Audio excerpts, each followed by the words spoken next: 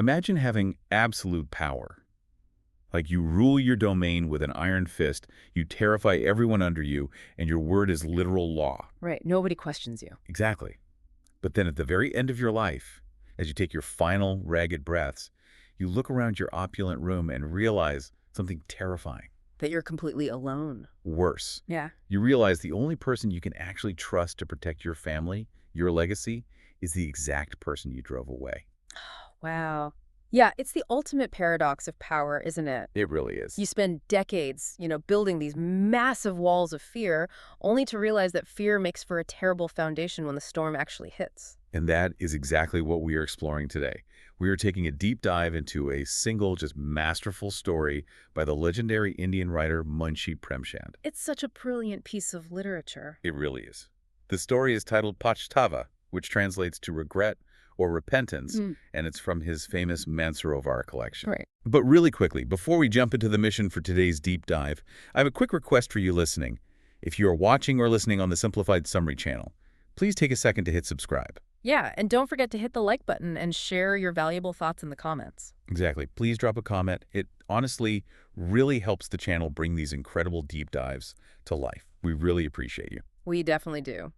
So what is our focus for this deep dive? So our mission today is to extract the core message of this timeless narrative. We're going to unpack the clash between ruthless, unchecked authority and quiet, unyielding morality. Because Premchand is brilliant here. He doesn't just hand us like a two-dimensional fairy tale of good versus evil. No, not at all. Pashtava operates as a really profound psychological study. It strips away all those illusions of wealth and intimidation to show what actually commands human loyalty. Right. It asks us to look at how true power is earned, not just forced on people. Exactly. So let's set the board and introduce our protagonist. His name is Pandit Durganath. He is a fresh college graduate, and he's looking for a path that, honestly, a lot of us can probably relate to when we first start out. He wants to make a living but keep his soul intact. Spot on. He wants a job that provides a comfortable life, but he also desperately wants to do good and stay morally pure. Which is a tall order. It really is. In fact, he completely rejects the idea of becoming a lawyer or a police officer because, in his worldview, those professions are inherently tied to corruption. Right. He refuses to be part of a broken machine. He's an idealist searching for a pristine path in a very messy reality. Yeah. He's looking for a way to exist in the world without being tainted by it, which is incredibly difficult in the context of the era Premchand is writing about. Which makes his eventual career choice so fascinating. So Durganath takes a job managing the estate of a wealthy, ruthless Zamindar. Right, a landlord. Essentially a very powerful feudal landlord named Kunwar Sahab. And almost immediately, Durganath experiences massive culture shock. I bet he walks right into the fire. He really does. He walks into his new workplace and observes this chilling dynamic. The farmers approach him trembling in absolute fear. Right. Meanwhile, the estate, peons, the guards, and lower officials, they treat these poor farmers like animals. To understand the stakes here, we really have to look at the Zamindari system of that time. Break that down for us. Well, the landlord was virtually a king within his domain. The peons were his enforcers, and the farmers were completely at their mercy. So corruption was just the norm. Exactly. Extortion wasn't a bug in the system. It was the entire operating system. It was how the hierarchy sustained itself. That brings us to Durganath's first major collision with reality. The farmers come to him bringing traditional gifts. The bribes. Right, quote-unquote gifts. Milk, pan, daily necessities. They're just following the established protocol of paying for favor from the estate manager. Just doing what they've always done to survive. Yeah, but Durganath strictly and absolutely refuses them. He won't take a single drop of milk. And the reaction from the peons is pure fury.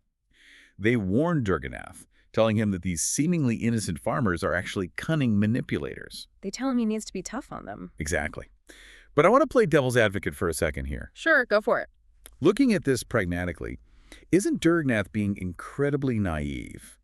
Like, he walks into a highly entrenched, toxic corporate environment, essentially, and instantly shuts down the unwritten rules that keep everything running. He deletes the expense account loophole. Yes. Right. By rejecting the established system on day one, isn't he just painting a massive target on his own back and making dangerous enemies out of his own staff? Well, on the surface, it absolutely looks like strategic naivete. Right. But if we dig into the systemic normalization of corruption, we see something else entirely.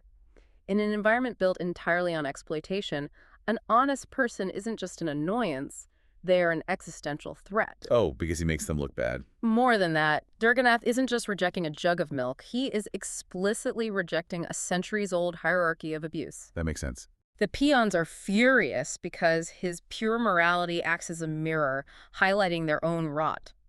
If the boss isn't taking his cut, how can the enforcers justify shaking down the farmers? Right, he's dismantling the psychological justification for their cruelty. Exactly. He threatens their entire power dynamic. And because Durganath fundamentally breaks that unwritten ecosystem of exploitation, the underlying tension in the village has nowhere to go. It has to boil over eventually. It does. It finally snaps in a very dramatic way.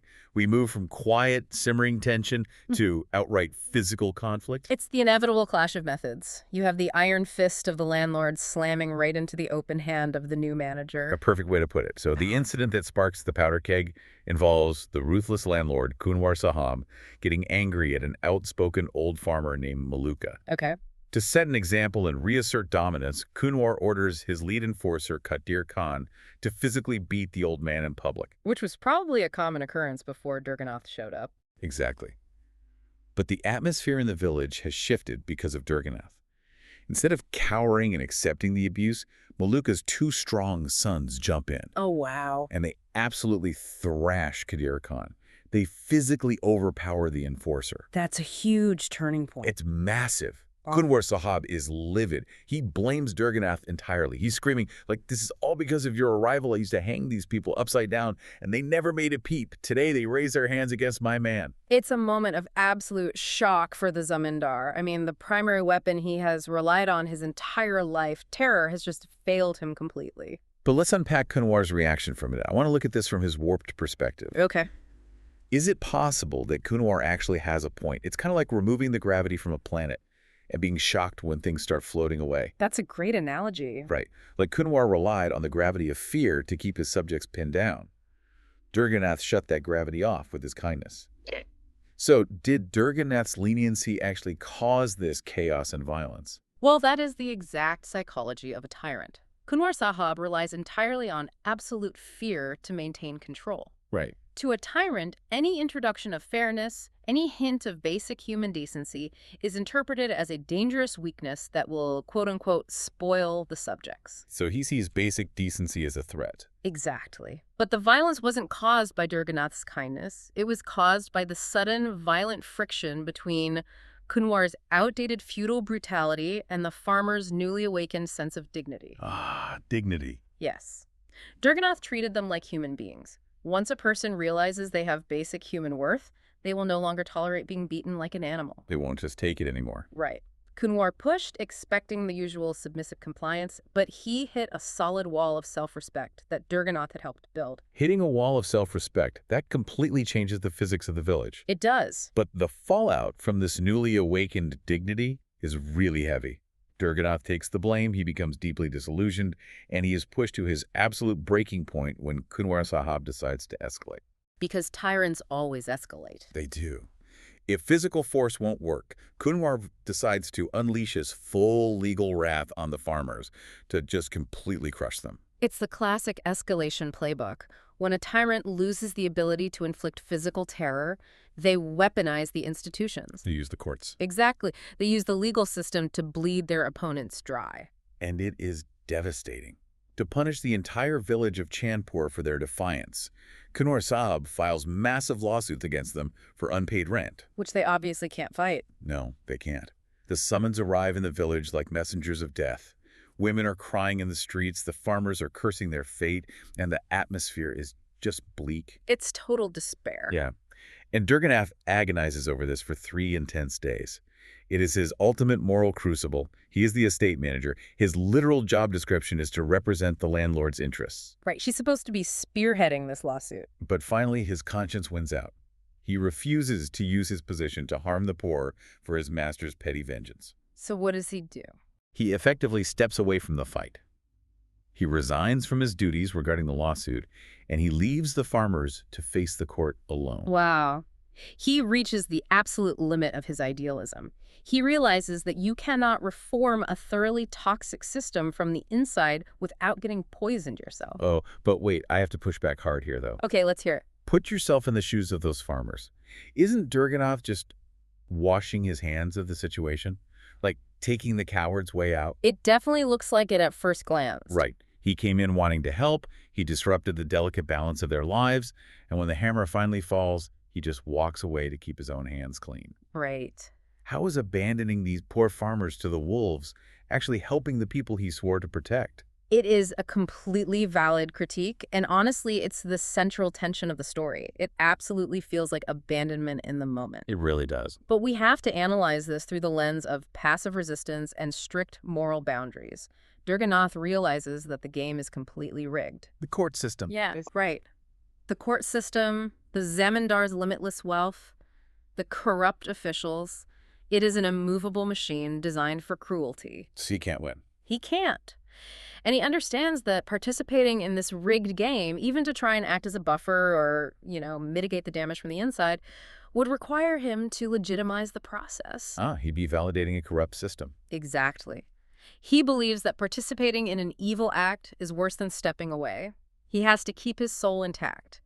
But crucially, what Durganath doesn't realize in that moment is that his influence didn't vanish just because he left the stage. His teaching stayed behind. Yes. The seeds of dignity he planted in the minds of the farmers were already taking root. And because Durganath refused to play the game, he created a massive power vacuum. Oh. And nature abhors a vacuum. Always. When he stepped away from the lawsuit, the farmers were left totally exposed, which forces us to look at what actually happens in that courtroom. Everyone expects an absolute slaughter. Obviously. But instead, we get something that borders on a miracle. This is the turning point where the narrative shifts from just a critique of feudal society into a profound exploration of human agency.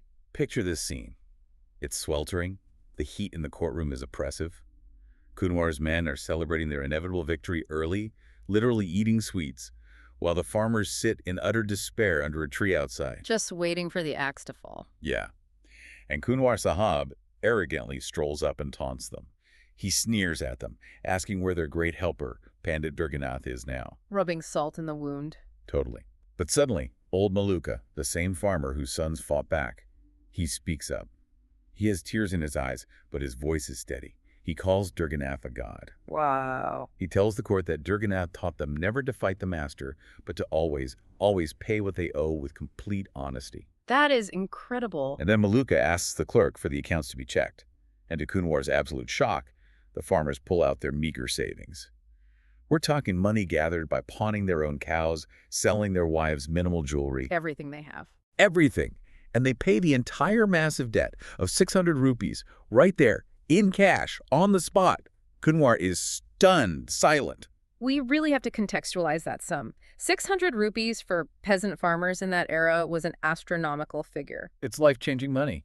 It meant liquidating their entire livelihoods. They are actively choosing financial ruin. Which is exactly why I find this so baffling. It's like showing up to a rigged casino where you know the house is cheating, and instead of walking away, you hand over the deed to your house just to prove you can pay the blind. Right.